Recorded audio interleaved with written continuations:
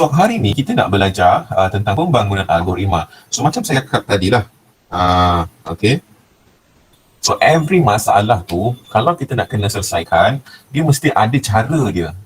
So dengan cara tu, barulah kita boleh selesaikan masalah tu dengan betul dan efisien lah. Okay. So basically, algoritma ini bermaksud adalah tindakan-tindakan yang kita perlu laksanakan untuk menyelesaikan masalah secara mengikut urutan.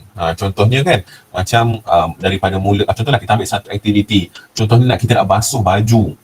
Kita nak basuh baju. So how kita nak solve problem membasuh baju itu? Okay. So dengan cara macam mana? Dengan cara, okay, kita mula. Langkah pertama, ambil kutip baju. Kutip baju dalam bakul. Kemudian langkah kedua, masukkan baju dalam mesin basuh. Langkah ketiga, apa dia? Kalau nak basuh baju, masukkan sabun, apa lagi? Pelembap ke, pewangi ke, pelembap pula. Pelembut ke, pewangi ke, okey, masukkan. Kemudian apa lagi?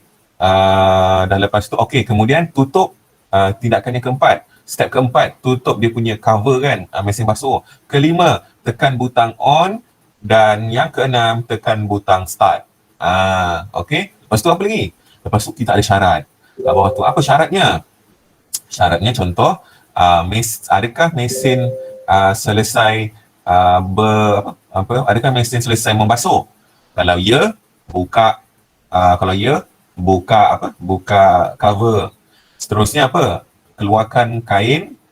Step seterusnya sidai baju. Kemudian tamat, selesai. Nampak tak? Itulah tadi proses ataupun tindakan-tindakan secara teratur lah, diikut urutan.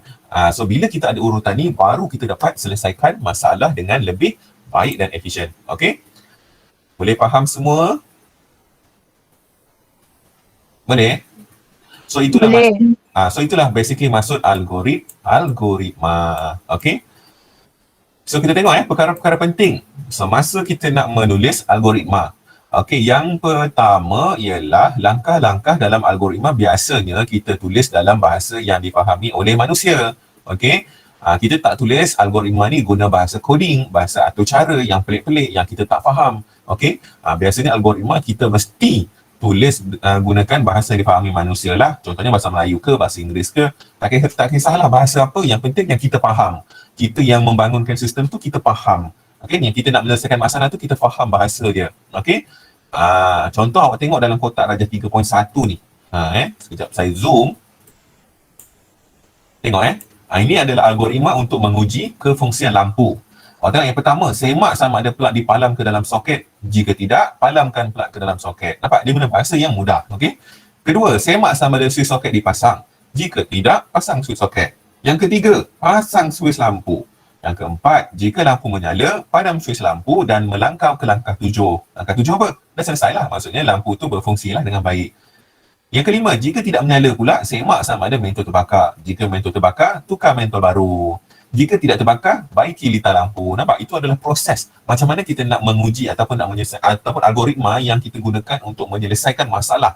Apa masalahnya? Iaitu masalah untuk menguji sama ada lampu tu berfungsi ataupun tidak. Okey, boleh setakat ni? Boleh. Okey, good. So kita tengok yang kedua. Setiap langkah yang perlu dilaksanakan mesti dihuraikan dengan jelas. Okey? Kita kena jelaskanlah. Janganlah kita bagi satu ayat yang macam kabur-kabur, tak faham-faham, yang kita susah nak faham. Contohnya, contoh langkah yang pilih satu nombor yang besar. Contoh macam tu kan macam orang kata macam tak jelas kan. Nombor yang besar macam mana besar mana? 10 pun kira besar, 2000 pun besar, kan? Jadi nombor yang mana satu? So sepatutnya lebih spesifik lah, lebih detail, iaitu contohnya pilih satu nombor yang lebih besar daripada 1000. So kita tahulah lebih besar daripada 1000 boleh jadi 1001, 1002, tak kisahlah, yang penting atas 1000. So atas 1000 tu dah dikira besar, bawah 1000 dikira kecil. So maksudnya macam tu, kita lebih huraiannya jelas supaya kita dapat faham. Okey? Boleh setakat ni? Boleh lah. Okey, kita tengok yang ketiga, C. Urutan langkah hendaklah dinyatakan dengan betul. Awak tengok contoh algoritma berikut menunjukkan kepentingan menulis dengan betul urutan langkah yang dilaksanakan. So you kenalah tulis dia punya urutan tu dengan betul. Okey. Contoh awak tengok darjah 3.2 ni. Murid berpakaian kemas. So how? Macam mana murid nak berpakaian kemas? Awak tengok algoritma dia. Yang pertama, pakai baju sekolah. Yang kedua, ikat tali rambut. Yang ketiga, sikat rambut. Yang keempat, pakai sarung kaki. Yang kelima, pakai kasut sekolah. Okey.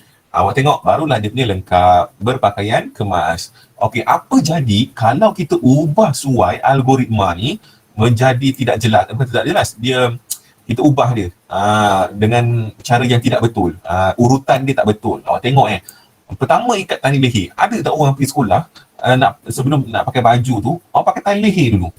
Okey. Awak tengok tu leher dia dalam baju kan. Kan tak senonoh tu. Yang kedua, pakai baju sekolah. Dah tali leher kat dalam. Ketiga, sikat rambut. Yang keempat, pakai kasut sekolah dulu. Yang kelima, baru pakai stokin. Awak tengok tu, pakai sarung kaki. Awak tengok macam orang pelik kan. Awak nampak tak ni? Sekejap saya zoom. Macam orang gila ya. Kan? Nampak ni? Tengok ni dia pakai. Tai dalam baju, kasut dalam stokin. Tak pelik lah. Sebab itu dia katakan urutan perlu betul. Jangan kita main letak je, tak. Sepatutnya kena ikut urutan yang betul. Barulah awak punya algoritma untuk menyelesaikan masalah itu dapat berfungsi dengan betul. Awak tengok ni, ini algoritma untuk menjadikan murid tu berpakaian kemas. Tapi bila ikut, bukan makin kemas, makin hodoh, makin tidak kemas, makin tidak senonoh. Okey, faham So, dan yang terakhir, algoritma mesti mempunyai kesudahan tertentu dalam suatu tempoh masa. Apa maksudnya ni? So, algoritma kita tu mestilah ada output yang bermakna setelah satu set langkah kita laksanakan. Dan dia mesti dah ada satu tempoh masa. Maksudnya mesti ada satu period masa yang kita boleh tahulah. Janganlah satu benda yang kita tak tahu bila nak habis benda tu. Jangan. So, kita mesti ada satu benda, algoritma kita tu mesti ada tempoh masanya. Contohnya apa? Janganlah awak buat pakai sarung kaki sampai bila-bila, contoh. Mana boleh, okey? Dia mesti ada penutup dia, mesti ada satu tempoh lah. Maksudnya lepas habis ni dah selesai, habis siap pakai. So berakhirlah kita punya algoritma. Macam tu. Okey? Boleh setakat ni faham tak? Faham. Okay, good bolehlah saya awak semua faham So, itulah dia. Ada berapa tadi saya sebut? Ada 4, 1, 2, 3, 4 perkara penting yang perlu kita fikir, perlu kita ambil perhatian semasa kita nak menulis algoritma. Yang pertama tadi apa? Langkah-langkah ditulis dengan bahasa yang kita faham, iaitu manusia faham. Okay? Yang kedua, setiap huraian ataupun setiap langkah tu mesti dihuraikan dengan jelas. Jangan tulis benda-benda yang kita tak faham dan tak jelas. Yang ketiga, urutan tu mestilah ataupun urutan langkah tu mestilah betul. Jangan kita terbalik-balikkannya, nanti dapat output yang salah. Dan yang keempat, algoritma kita mestilah ada tempoh masa, ada kesudahannya. Janganlah algoritma kita tu tak ada penutup, tak ada kesudahan sampai ke bila-bila dia asyik ulang benda yang sama. Sampai ke mungkin sampai kiamat benda tu tak habis. Jangan mesti ada satu tempoh masa. Okey, boleh faham setakat ni? Semua orang boleh faham? Kalau boleh faham, you ni thumbs up. Angkat tangan tu. Okay, good. Okay, so kita dah tahu dah apa benda algoritma. So setakat ni kita dah faham lah apa maksud algoritma tu. Tindak-tindakan secara urutan lah untuk kita menyelesaikan masalah. Okay, itu algoritma. So selepas ni kalau orang sebut pasal algoritma, you kena faham lah apa maksud algoritma. Saya ulang, algoritma ni maksudnya apa? Dia adalah satu urutan langkah ataupun tindakan yang perlu dilaksanakan untuk kita menyelesaikan masalah. Okay, kita pergi ke next, perwakilan algoritma. So, perwakilan algoritma ini ialah macam mana kita nak buat algoritma ni. Macam mana kita nak buat algoritma ni? Okey, algoritma ni ada dalam dua bentuk yang kita akan belajar. Okey, yang pertama iaitu carta alih. Ingat Yang kedua ialah pseudocode. Okey, kedua-dua ini ialah contoh ataupun perwakilan kepada algoritma. Kalau soalan tanya, tuliskan jalan penyelesaian dengan menggunakan carta alih. So kita kena buat algoritma dia menggunakan kaedah carta alih. Janganlah awak buat guna kaedah pseudocode, nanti salah. Okey, Ingat, algoritma ada dua jenis. Yang pertama carta alih dan juga pseudocode. Okay. So kita tengok. Dia sebenarnya ada banyak kaedah, tapi yang kita yang biasa orang gunakan ialah carta alih dan pseudocode. Dan memang kita akan belajar dalam silibus kita akan belajar tentang carta alih dan juga pseudocode. Okay. So kita tengok yang pertama, carta alih. Sekejap saya zoom. Okay, apa benda carta alih ni? Okay, carta alih ini ialah kita gunakan simbol grafik. Carta alih, ingat dia carta kan? Awak ingat perkataan carta. Carta tu mestilah dalam bentuk-bentuk. Ada bentuk. So carta alih ini adalah simbol grafik seperti garis lurus, anak panah dan juga bentuk geometri untuk mewakili urutan langkah bagi algoritma yang perlu dilaksanakan. Okey. Sebelum tu saya nak awak cuba imbas kembali. Awak dah pernah belajar kan TMK kan masa sekolah rendah. Cuba ingat balik nama simbol-simbol ni. Yang pertama A ni apa ni? Siapa tahu A tu apa? Kalau awak ni komen. Kalau tak nak cakap komen, boleh komen. Apa benda tu? A apa benda tu? Siapa tahu? Ingat tak? A tu. Oh, tak ingat dah ni. Ingat tak? Hello, anybody home? Siapa ingat? A tu apa? Tak ingat dah. Tak apalah, dah lama tu cakap tak ingat. Okey, tak apa tu. Kita cuba ingat balik So, A tu apa? A tu dia bentuk dia macam lonjong sikit. Dia macam memanjang kan. Ada curve hujung. Itu ialah simbol bagi mula atau tamat. Ingat awak tulis catat sikit nota. Itu adalah maksud simbol bagi mula atau tamat. Okey. Yang kedua B tu awak tengok dia berbentuk segi empat kan, betul tak? So itu bermaksud adalah proses. Tulis proses. Segi empat tu maksudnya proses. Dia akan buat proses lah dalam tu. Tak kira lah apa benda proses dia akan buat tu. Buat dalam tu. Apa contoh proses cikgu? Okey, contoh proses ni macam kita nak buat pengiraan, kita nak buat sesuatu pengiraan lah biasanya. Okey. Kalau dalam pekerjaan macam aktiviti tu dia ada benda yang kita nak buat. Contoh awak tengok dalam sebelah tu kan carta alih tu nampak tu dalam segi empat tu. Palamkan plug ke dalam soket. Tu ada satu perbuatan, proses dia buat. Okay, that's why segi empat itu ialah proses. Kemudian tengok yang C. C tu dia berbentuk diamond, betul tak? Biasanya orang panggil diamond. Dia berbentuk macam tu. Okay, itu adalah syarat. Okay, itu namanya syarat. Ingat syarat. So apa-apa syarat kita akan tuliskan dalam tu. Contohnya apa? Plug dipalam ke dalam soket, tanda soal. Dalam tu mesti kena ada tanda soal sebab dia syarat. Okay, sebabnya dia akan menghasilkan output ya ataupun tidak. Soalan dia ya ke tidak? Ya ke tidak? Kemudian D. D tu adalah anak panah. Anak panah tu mewakili aliran proses. Okay, so itu akan tunjukkanlah selepas tu pergi mana, lepas tu pergi mana anak panah tu. Kemudian E.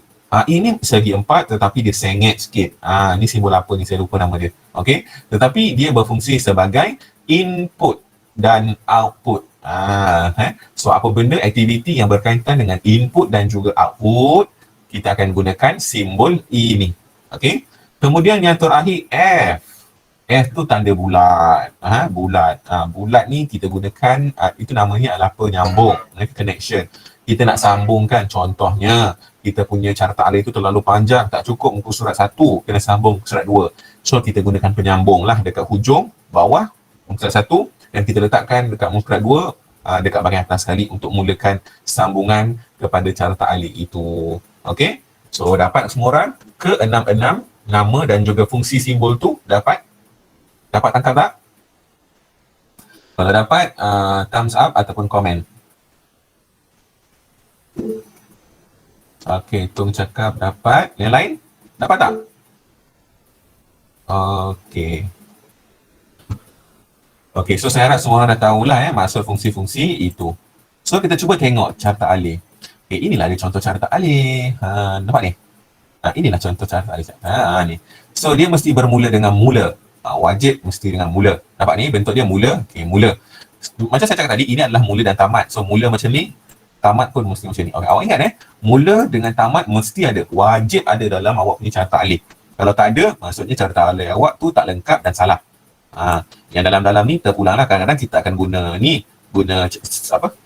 Syarat. Kadang-kadang kita tak guna syarat. Contohnya dalam struktur kawalan rujukan, dia tak ada syarat. Okey. So awak tengok ni. Ini adalah proses. Nampak tu? Semak plug. Semak plug tu adalah satu proses. Okey. So kita letakkan dalam kotak proses. Kemudian kita tengok syarat. Plug dipalam ke dalam soket. Betul ke? Plug dipalam dalam soket, tak ada soal. Ya. Kalau ya, kita semak switch pula. Kalau tidak, pergi palamlah plug dalam soket. Maksudnya macam tu. Dah plug, sambung balik bawah. Kemudian semak switch di soket dipasang, tak ada soal. Kalau ya, seterusnya lah. Sampailah habis, tamat. Okay, so ini basically adalah contoh carta alih. Okay, boleh setakat ni carta alih? Kalau boleh, thumbs up please. Okay, good. Next, kita tengok yang kedua, pseudocode. Pseudocode. Sekejap Okay. Okay, sampai ada masalah lain tu terkeluar sekejap, tak apa, saya dah record. Nanti saya akan masuk upload dalam YouTube, nanti you guys boleh tengok. Saya akan share link Okay, yang kedua ialah pseudocode. Apa benda lah pseudocode ni ya? Okay, pseudocode ini adalah kita tulis langkah-langkah algoritma tadi gunakan ayat yang ringkas dan padat. Dia menggunakan ayat yang ringkas dan padat. Okay. Kalau tadi carta alih kita gunakan simbol grafik, tapi yang ini pseudocode dia lain. Kita gunakan ayat-ayat yang ringkas dan padat. Cuma awak tengok tu kita boleh guna bahasa Melayu ataupun bahasa Inggeris, terpulang lah kita guna bahasa apa. Indent digunakan secara meluas bagi memudahkan pembacaan sesuatu pseudocode. Indent ni apa ya? Indent ni awak tengok mula. Lepas tu awak tengok perkataan semak. Kenapa semak ni tak mula daripada sini, tapi dia muka sini. Ini indent. Indent ni dia masuk ke dalam. Nampak ni, palam dia masuk lagi ke dalam. Itu maksudnya indent. Kenapa ada indent ni? Indent ni nak memudahkan lah. Okay? Untuk memudahkan kita baca pseudocode tu. Maksudnya jika tamat, jika dia samalah, dia ada pasangan dia. Okay? Ini adalah contoh pseudocode untuk menguji fungsi lampu tadi lah. Sama juga, mesti mula dengan mula, berakhir dengan tamat. Semak jika. Okay, syarat ini, dia di dalam pseudocode dia akan jadi jika lah. Jika apa? Dia ada jika maka. Kalau if else, kita gunakan if else kan. Ini adalah contoh pseudocode. Okay. Okay, boleh faham setakat ni? Boleh, insyaAllah boleh. Kalau boleh thumbs up.